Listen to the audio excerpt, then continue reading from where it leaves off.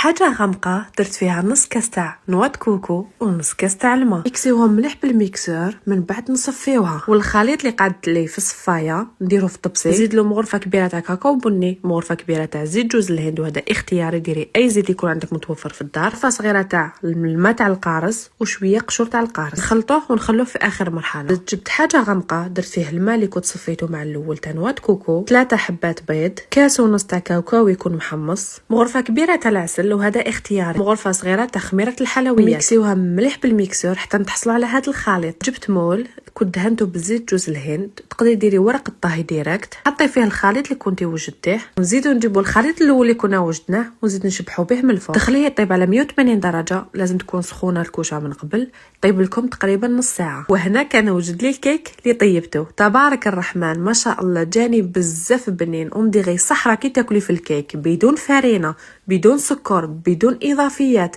يعني رائع هذا الكيك بزاف بزاف. هذا الكيك خالي من جلوتين، يعني كولوا وقلبكم مهني. ان شاء الله تكون عجبتكم ويعطيكم الصحه. شتو حتى هذه اللحظه.